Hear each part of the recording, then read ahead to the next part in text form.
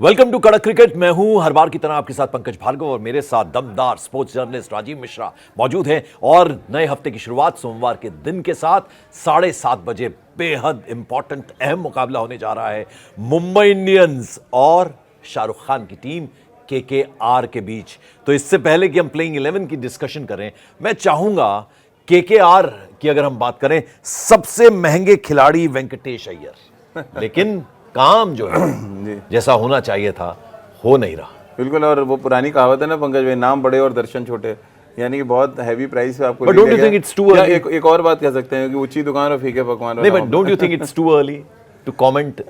हाँ, बट मतलब आपके 2 मैचेस आपने खेले हैं और एक में आप हारे, एक में जीते, लेकिन कंट्रीब्यूशन नहीं ले। नहीं, मुझे ऋषभ पंत याद आ जाते हैं तो इसलिए मेरा थोड़ा सा मुझे लगता है सॉफ्ट रहना चाहिए। नहीं, सॉफ्ट तो हम सारे ही हैं। ऋषभ पंत ने भले ही मैच तो जिताया लेकिन रन नहीं बनाया ना, तो 27 करोड़ में तो ये भी तो देखेगा ये कप्तानी आप कर रहे हैं या यहाँ तो कप्तानी भी नहीं है वेंकटेश अय्यर के पास, तो आप बचेंगे कैसे? हाँ। तो एक ही रास्ता आपके पास, या तो आप रन बनाए या तो फिर आप परफॉर्म करें या तो फिर बाहर बैठे, क्योंकि लंबी फहरिस्त होती है ना खिलाड़ियों, किसी दूसरे का नंबर लगेगा। कोलकाता के साथ बड़ी परेशानी है कि आप लंबी फहरिस्त उनके पास अनसक्सेसफुल खिलाड़ियों की ज्यादा है, जो 2 मैचेस उन्होंने इतने बड़े बड़े नाम। और दूसरी चीज ये भी है, हम हमेशा से, क्योंकि देखिए ना, परखना भी पड़ता है इस तरह की टूर्नामेंट में। हम हमेशा, राजीव आप हमेशा ये बोलते हैं कि आईपीएल जो है वो एक तरह से टेस्ट होता है बड़े खिलाड़ियों के लिए, छोटे खिलाड़ियों के लिए, नए खिलाड़ियों के लिए, और तब आप इंडियन टीम में भी आते हैं।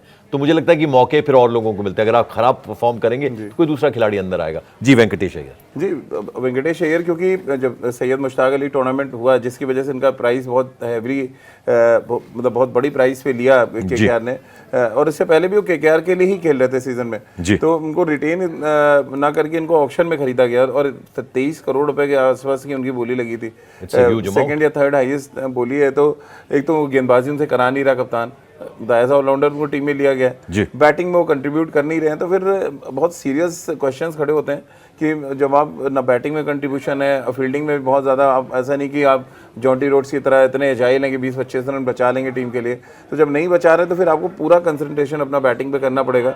अब क्योंकि मुंबई एक ऐसी टीम आपके सामने है जिनके पास बहुत ज़्यादा, कहते हैं ना, बहुत खतरनाक बॉलिंग अटैक नहीं है उनके पास, तो फिर आप आइडियली, ये एक ऐसा मैच है मुंबई के अगेंस्ट जहाँ पे फिर आप चाहेंगे कि आपके वो प्लेयर रन बनाए जो फॉर्म में नहीं है, चाहे वो रसेल हो, चाहे आप देख लें जिस तरह से हम वेंकटेश अय्यर की बात कर रहे हैं, या इवन कैप्टन ने भी एक मैच में रन, कैप्टन का आपने जिक्र कर दिया तो जरा कैप्टन पे भी बात कर लेते हैं। अजिंक्य रहाणे 1 मैच जीते, 1 मैच हारे है केकेआर अभी तक। तो आपको क्या लगता है कि बहुत सारे सवाल भी उठ रहे थे कि शाहरुख खान ने क्यों भरोसा जतलाया, फ्रेंचाइजी ओनर जो होते हैं अजिंक्य रहाणे के नाम पर, वो फिर से इस बार खिलवा रहे हैं उन्हें एज अ कैप्टन? देखिए, उसके पीछे रीजन ये है कि एक तो अजिंक्य रहाणे का इंडियन टीम के लिए जब उन्होंने कैप्टनसी की, वो ग्लिम्सेस में है कि 1 मैच 2 मैच किया उन्होंने, बट लीडरशिप क्वालिटी दिखाई। फिर मुंबई इंडियंस के लिए, मुंबई रणजी ट्रॉफी के लिए जब वो कप्तानी कर रहे थे, तब उन्होंने बहुत शानदार कप्तानी की। और देखिए, आप किसी की बॉडी लैंग्वेज में भले ही ना दिख रहा हो, बट उनके अंदर लीडरशिप क्वालिटी, हम सब ने भी ये महसूस किया जब उनको हमने कवर किया है।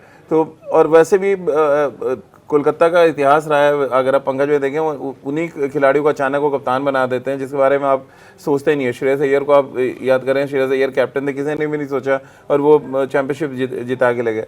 ठीक वैसे ही गौतम गंभीर को अचानक उन्होंने कैप्टन बनाया था और उनकी कप्तानी में टीम ने ट्रॉफी जीती थी। और यहाँ पे तो लड़ाई भी 2 मुंबईया कप्तानों के बीच में, हार्दिक पांड्या वर्सेस, अगर आप देखें तो वो भी मुंबई के लिए क्रिकेट खेलते हैं हार्दिक भी, और ये देखिए अजिंक्य रहाणे भी, तो ये भी बड़ा एक इंटरेस्टिंग एंगल है इस मुकाबले का। मोइन अली देखिए, वो आए थे सुनील नारायण की जगह, क्योंकि सुनील नारायण की तबीयत खराब हो गई थी पिछले मैच, और वो मुकाबला कोलकाता जीत गई जी।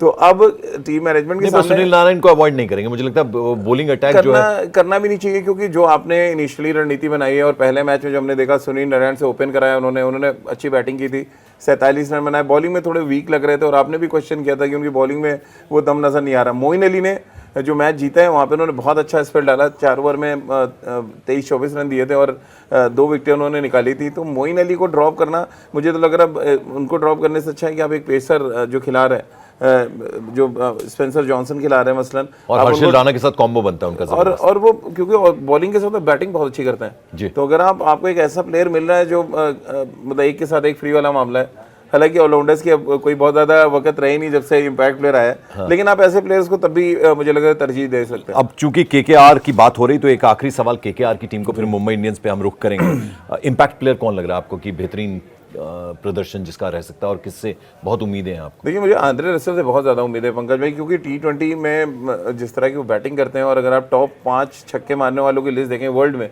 तो उसमें वो तीसरे नंबर पे आते हैं। अब उनका बैट चल नहीं रहा 2 महीने, तो जो इस बार हेयर कलर कैसा है वो?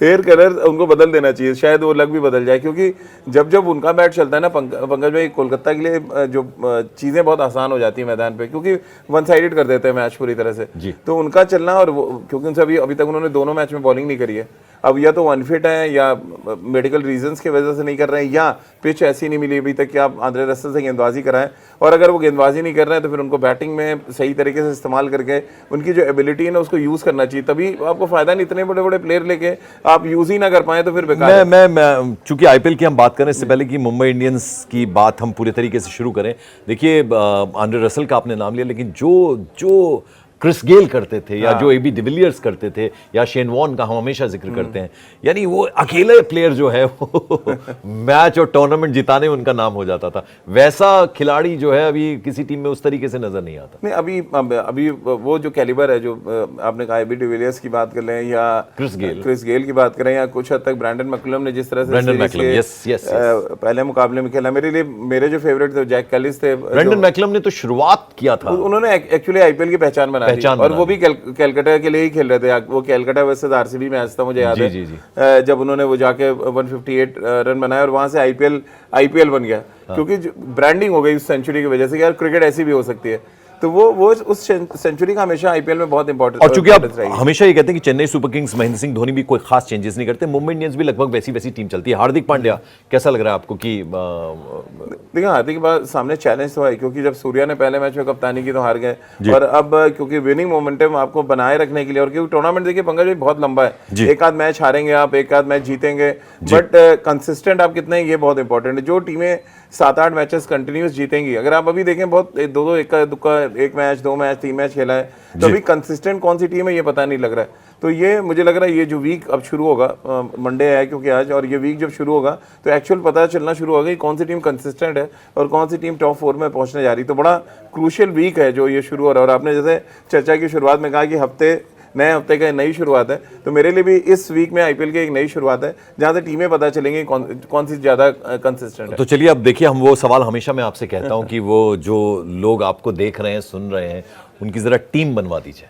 देखिए, टीम तो मैं एक बार कैलकाटा की तरफ जा रहा, मेरा रुझान रहेगा इस बार, और मैं उन खिलाड़ी को थोड़ा सा लूंगा जिन्होंने पहले 2 मैचेस में कंट्रीब्यूट नहीं किया, क्योंकि उनके ऊपर प्रेशर है, और जब प्रेशर होता है तो बड़े खिलाड़ी तो हमेशा आगे परफॉर्म करते हैं। तो मेरे लिए इस बार नंबर 1 की चॉइस एक तो कप्तान खुद रहाणे होंगे, जो बहुत ही कॉम्पैक्ट बैटिंग कर रहे हैं। फिर उनके साथ में क्विंटन डिकॉक, जिन्होंने 97 रन की इनिंग खेली मुंबई से, वो पिछले कुछ सीजन खेले हैं पंकज भाई, तो मुंबई तो देख रहा होगा यार, क्विंटन डिकॉक मेरे सामने आ गए, और वो क्विंटन डिकॉक का रिकॉर्ड है, जिन आईपीएल टीमों को छोड़ के आते हैं उनके अगेंस्ट हमेशा रन बनाते हैं। तो मुंबई इंडियंस सोच रहा होगा यार क्विंटन डिकॉक को कैसे आउट किया जाए, क्योंकि वो प्लेयर ऐसा है, अगर आपने देखा हो बहुत ही स्लगिश पिच पर उन्होंने वो मैच जिताया, बहुत टर्न कर रहा था विकेट, ऐसा नहीं कि इजी था, बट अकेले सिंगल हैंडेडली जाके उन्होंने 97 नॉट आउट किया और कोलकाता को जिताया।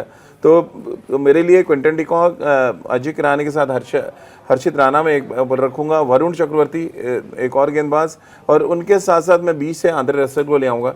और पता नहीं क्यों मुझे लग रहा है कि इस बार ये आंद्रे रसेल। और हार्दिक पांड्या की अगर हम कप्तानी की बात करें राजीव, तो वाइस कैप्टन रहे वो, तो आपसे मैं ये समझना चाहूंगा कि क्योंकि हम ये भी बात कर रहे थे शुरुआती प्रोग्राम में ही, हमने इस बात का जिक्र किया था कि यहीं से कप्तान निकलेगा, फ्यूचर कैप्टन निकलेगा, वाइस कैप्टन निकलेगा। तो हार्दिक पांड्या उस भूमिका को, क्योंकि हमने देखा प्रेशर बहुत अच्छे से लेते हैं वो, जो फिनिशिंग जिस तरह से वो करते हैं एज अ फिनिशर, वो कई बार आते हैं और बहुत बार उन्होंने अपनी भूमिका बहुत खूबसूरती से निभाई है। गेंदबाजी से भी प्रदर्शन करते हैं, फील्डिंग भी बेहतरीन कर लेते हैं, और एक फ्लैम्बॉयंस है उनमें। तो ये सबसे प्रबल दावेदारों में से ये भी है ना हार्दिक पांड्या। लेकिन उनके लिए अलग तरीके का चैलेंज है पंकज, वो कप्तानी कर चुके हैं, अच्छे कैप्टन रहे हैं T20 में, फिर सडनली ऑफ द फील्ड क्या कुछ हुआ उनके और बीसीसीआई के बीच में कि उनको हटा दिया गया। ये टूर्नामेंट ऐसा है कि अगर वो मुंबई को क्वालिफाई कराते हैं, नॉकआउट में ले जाते हैं और टीम को चैंपियन बना देते हैं खुदा ना खास्ता, तो फिर हार्दिक पांड्या दोबारा रैंकिंग में आ जाएंगे, और वो कोई बड़ी बात नहीं कि सूर्य कुमार यादव को रिप्लेस करके वो कैप्टन बनते नजर आए, क्योंकि एज उनके साथ है, एज उनके साथ। और हमने देखा कि he comes up very brave, personal चीजें उनके साथ चलती हैं, ये आपने बात बोली। और खेल तो हमने उनका देखा ही है, दबाव जो है किस तरह से उसको पीछे रख के और शानदार प्रदर्शन करना, वो इस खिलाड़ी से सीखा जा सकता है। बिल्कुल सीखा जा सकता है। और देखिए इतने बड़े बड़े सुपरस्टार्स को हैंडल करना, सूर्य कुमार यादव आपके उसमें कैप्टन, जसप्रीत बुमराह एक और कैप्टन, सूर्य कुमार यादव एक और कैप्टन, और उसके बाद तिलक वर्मा, तो जो इमर्जिंग टीम के आपके कैप्टन है, तो तमाम कप्तानों को हैंडल कर रहा है एक ऐसा कैप्टन जिसको डिस्कार्ड कर दिया गया है, जिसको मतलब भारतीय जो क्रिकेट कंट्रोल बोर्ड समझता है नहीं कप्तानी के लिए। तो बड़ा इंटरेस्टिंग रहता है ये सब देखना कि ऐसे कैरेक्टर्स भी हैं मैदान पे। एज बताइए दोनों टीमों में से। नहीं, एज तो मुझे कैलकाटा का लग रहा है, क्योंकि मैच जो है गुवाहाटी में है और वहाँ पे वो ऑलरेडी एक मैच जीत चुके हैं, तो मुझे लग रहा है एज जो है कोलकाता के साथ है। तो चलिए आज बस इतना ही, और नए मैच पर हम फिर चर्चा करेंगे। आज बेहद महत्वपूर्ण ये मुकाबला होने वाला है, तो इस पे नजर रखिएगा। और टीम जैसा राजीव ने बताई है, उनको आपने पहले भी आजमाया होगा, एक बार और आजमा लीजिए। Thank you so much Rajeev, thank you so much.